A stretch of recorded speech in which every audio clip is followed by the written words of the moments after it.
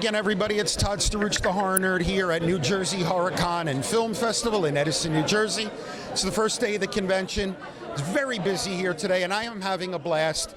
As I am fond of saying, I'm just a fan who gets to do some cool stuff, and it is about to get even cooler.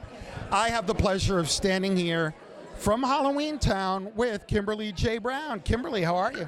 I'm awesome, thanks. How about yourself? Good. I am doing great. Good. Are you having fun at the con? Oh yeah, it's been a blast today. So, the question I always ask is, does it surprise you that after all this time, like, people are still so invested in movies that came out like a substantial amount of time ago? Absolutely. It's the biggest honor, I think. I think there's a lot about the movies from those times that bring us comfort and remind us of, good memories, childhood, those sorts of things. And I think now more than ever, it's even more important to embrace our inner child. Yeah, and get photobombed by a con attendee. Yeah, only the second or third time today, so it's pretty good. Yeah, those are low odds. Yeah. Anyway, it makes for fun footage editing later. So, Kimberly, is there a particular memory or anecdote that stands out from Halloweentown, in your mind that you can share with us?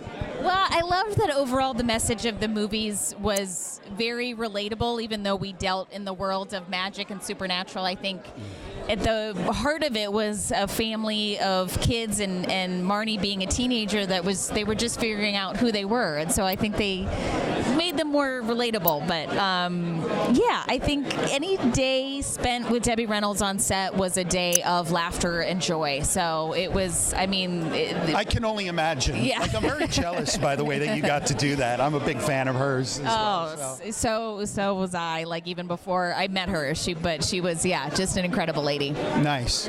So on a personal level, what's your go-to genre? Are you a horror fan in general?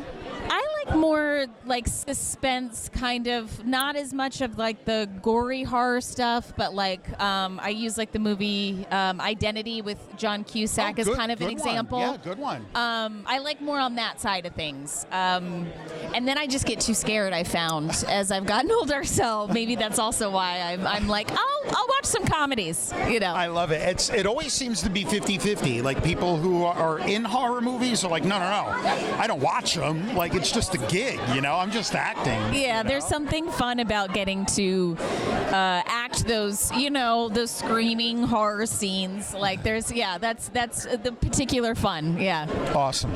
So one final question, Kimberly. It's busy. I don't want to keep you from the fans. If there was one piece of advice that you could give to a young up-and-coming actor or actress who wants to get into the business, what piece of advice would you give them? I would say do as much, take as much training as possible. Anything from improv, comedy, acting.